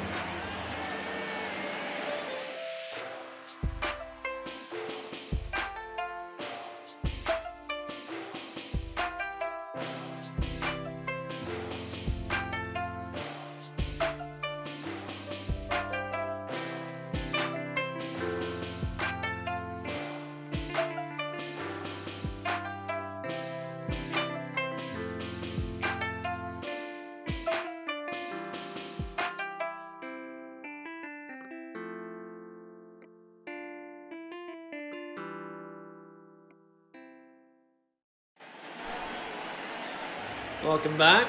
So we'll see the only lefty in this Jays bullpen, Thomas Pannone. And he's up now for his 13th game here. He's coming in to pitch in relief. He's now the fourth man out of the pen, or fourth pitcher in this game for the Blue Jays. After Shoemaker, it was Yamaguchi and then Miller, and now it'll be Pannone as he gets two lefties here in Gardner and Talkman. Two lefties that have each homered so far today already. Yeah, Gardner's had a great day at the plate, 2 for 3.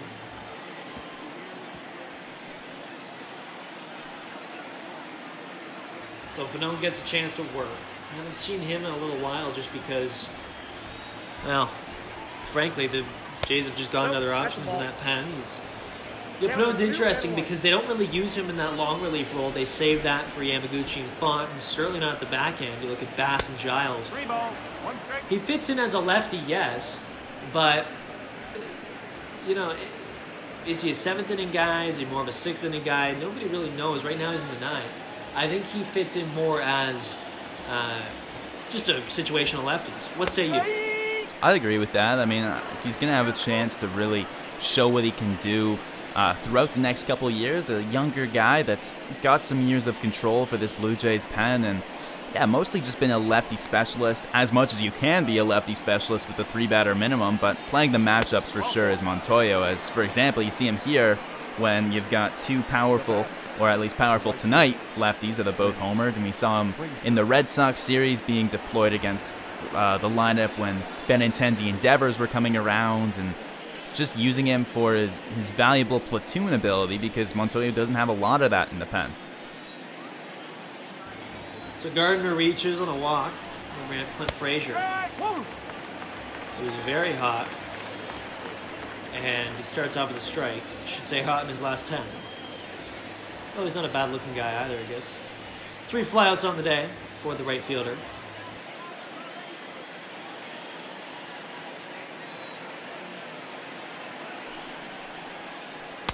Takes inside, ball 1. Frazier, the guy who, has kind of found his role a little bit in this outfield with all those injuries, as I mentioned earlier. And I think as the season goes on, he almost has to hit kind of what he's been doing now, hitting right around 300, because just of the fact that that's the only way he's going to be able to stay in the lineup. He's not a huge power guy. He's solid defensively, but when you've got Judge, Stanton, Hicks, all eventually returning, you need him to do just that. Just what he did right there is he hits that one down the right field line and then just throws it in. But runners on the corners, nobody out here. And with the speedy Gardner at first, he's going to have no problem whatsoever getting all the way to third. As that's a nice pitch that he has a great approach at the plate. It's on the outer half of the plate, and he knows that he doesn't need to hit this ball too hard to advance Gardner, so he just sits back on it, stays back on it at the plate, and then takes it to the opposite field for a nice single against Pannone.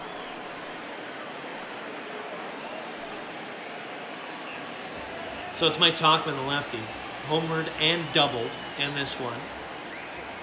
And man, that was an absolute no-doubter.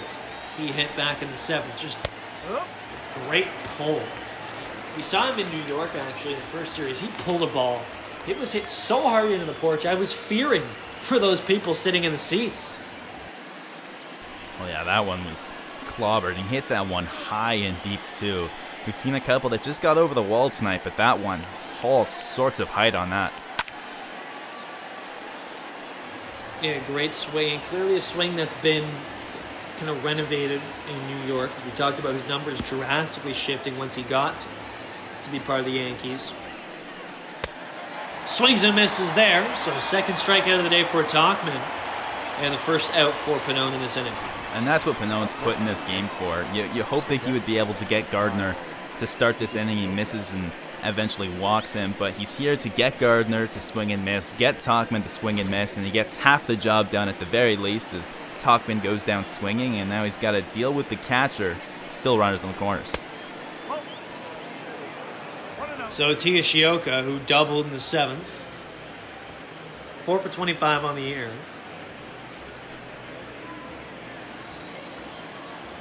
Fits in well in his backup catcher role in New York with Gary Sanchez getting the day off. Grounds that one to second. Panic. Goes to Bichette for one, and the double play is complete. So after runners at first and third, nobody out, Pannone's able to escape, aided by some good defense. And we'll see if the Jays can get some offense. It's their last chance to do so. 5-3 Yankees as we head to the bottom of the ninth.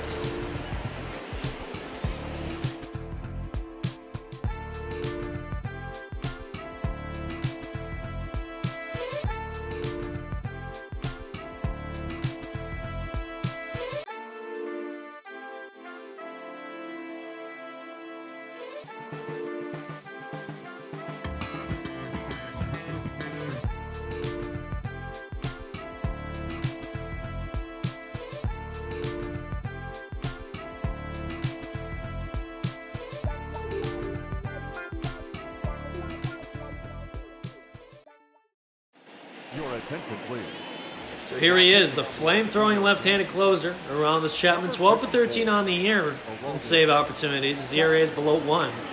Kind of mirrors what we've seen in Toronto here with Ken Giles. A similar profile just from the left side as he slings it with his left arm. One of the best closers in baseball and one of the few lefty closers in baseball. Most teams shy away from it because you're going to go through the heart of the order, and a lot of the teams have the big bats all right-handed through the heart of the order, but when you throw as hard as Chapman, 102, 103, it doesn't matter which side of the plate you're standing on. Exactly. Sometimes your stuff just eliminates any other real concerns when it comes to situations like lefty versus righty, all that. Matchups don't matter. He throws absolute heat, as you saw there. 102 on the gun. The 1-1 swung on, fouled off. You see a lot of foul balls off Chapman because everyone's late to the ball. Frankly, it's hard to catch up, especially when Montgomery doesn't necessarily throw heat. Loisago hit 95, 96, but hitters aren't exactly adjusted to the kind of power that Chapman has. Oof, that one misses high. 2-2 now.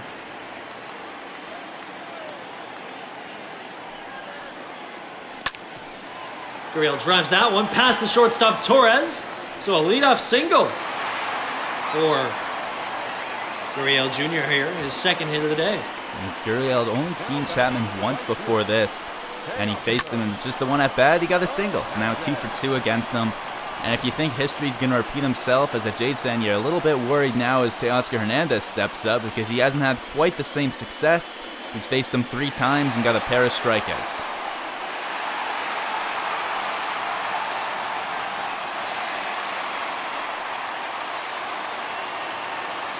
Hernandez 0 for 3 on the day. And what a time it would be for him to get his first hit of the day, as he does represent the tying run.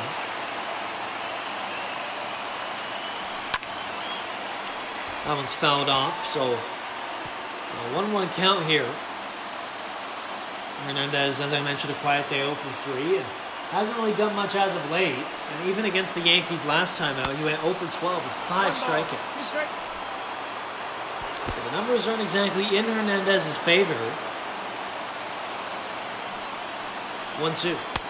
Taken on the outside part of the plate for strike 3. And Hernandez there goes down looking. A great spot. Maybe you've got an argument if you're Hernandez watching that one. Down, picks the corner that, I'm not sure whether he thought that was low or whether he thought that was outside, but a pitch you got to at least try and spoil. Chapman hits his spot, and you can see the catcher there. Higashioka knows that, and now just one on and one out for McGuire. McGuire, he's had chances like this before in this season. Well, the Jays were tied 4-4 with the Red Sox at Fenway. He hits a ninth-inning shot to right, gave the Jays the lead. They never looked back, ended up winning that one. We'll see what kind of magic McGuire could supply these all 35,000 of these Blue Jays fans today. The 2-0. Swung on and missed. 2-1 now.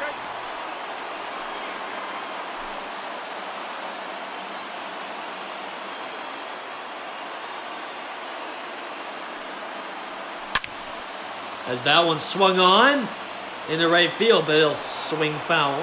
So 2-2 count to McGuire, the catcher today. He's looked great, throwing in a couple runners trying to steal.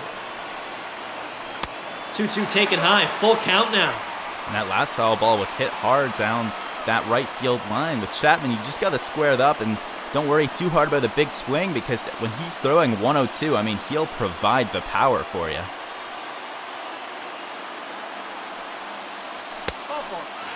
So McGuire walks. Now runners on first and second, one away for Bo Bichette, who last time up had an RBI single. We saw him get 4 RBI the other day against Boston, so he's starting to heat up when it comes to generating runs. We'll see if he can drive in a couple here. He's got a great opportunity. Yeah, we haven't seen a walk-off yet on the Virtual Jays Network, and Bo Bichette does represent the winning run. He's faced Chapman just once in his career, similar to Gurriel, 1-for-1 with a single. Double play still in order for Chapman and the Yankees, as that one's taken high at 101.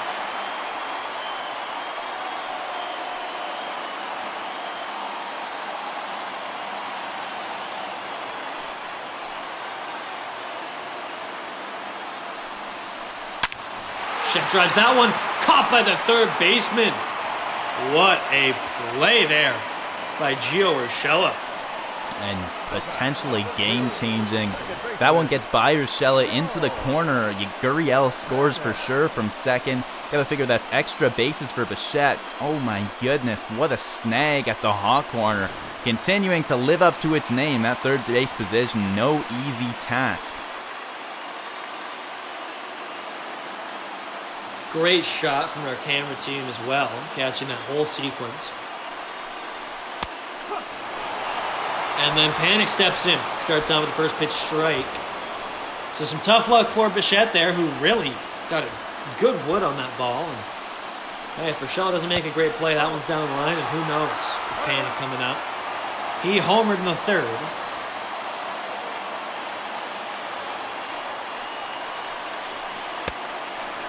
Two out, and now 2 strikes here to Panic. Jays are on their final strike of the game as Chapman looks to finish things off.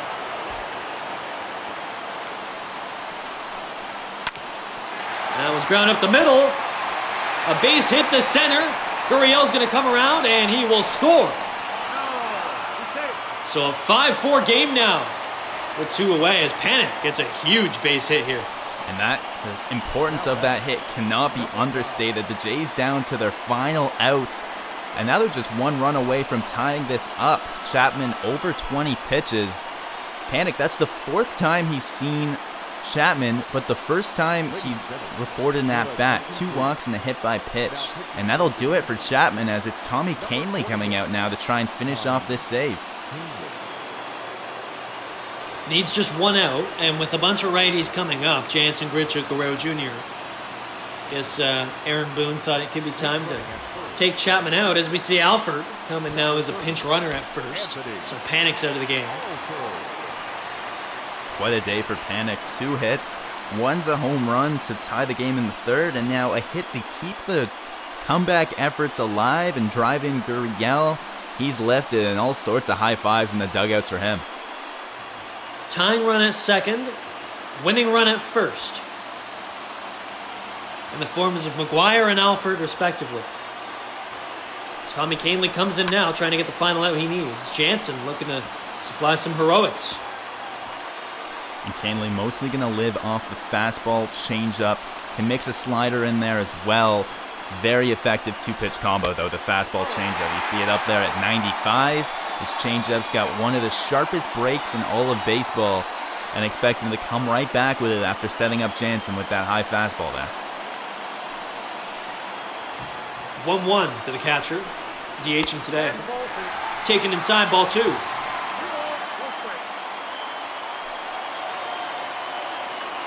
Jansen 0 for 4, a couple strikeouts. He's been quiet recently. Swings on that one. It's popped up, and Voit catches it for the 3rd out. So the Yankees, after a bit of a scare in the 9th, they do surrender a run, but they end up winning the game and take the first of this 3-game set, 5-4. And although they lose this game, the Blue Jays have all sorts of signs they can point to for hope. They chased the starting pitcher Montgomery early from the game and saw a group of different arms from this Yankees pen. They got to see parts of 5 different relievers. They chased Chapman from the game, which is a positive sign, and moving into tomorrow and later Sunday's game, they've got all sorts of signs they can point to as positives. Absolutely, they really hung with the Yankees in this one, and listen, it's the major leagues. No one cares if you hang with the team. You got to get the win. But nonetheless, a good effort from these Jays today. Lourdes Gurriel Jr. looks great. Joe Panik, how about him? 2 RBI as a backup second baseman. And I think one story of the game is neither starter was really able to do it. We saw both bullpens come in. And I think the difference in this one, however, was all those home runs by the Yankees. And tomorrow we've got 2 experienced pitchers on the mound that you've got to figure you can hope to count on for better outings than today, where the starting pitchers combined for just 9 innings, 4 from Montgomery and 5 from Shoemaker. It's J.A. Happ returning to Toronto, a guy that these Blue Jays fans know well from 2 different stints with the club, going up against Tanner Roark, who has not looked great at home so far and not looked great in his first handful of starts, but is coming off of a very dominant performance in Baltimore, and he's got quite the challenge to try and build off that, as this Yankees team showed power today with 10 hits scattered across those 9 innings and a lot of big home runs. 4 home runs from them, and no easy task for any pitcher to try and deal with them. So we'll see what Roark and Happ have for us tomorrow. It's a 3:07 start. And we thank you for joining us today on the Virtual Jays Network as the Yankees advance to 21-12 on the year. Blue Jays fall to 19-13, so the Yankees now extend their lead a little bit in the AL East. But hey, Blue Jays have their chance to bounce back tomorrow, and some things to work on and some things to be happy about. Nonetheless, Blue Jays lose, Yankees win, and we will see you tomorrow for what should be a wonderful afternoon, potentially under an open roof. We'll catch you then. Have a good evening, everyone.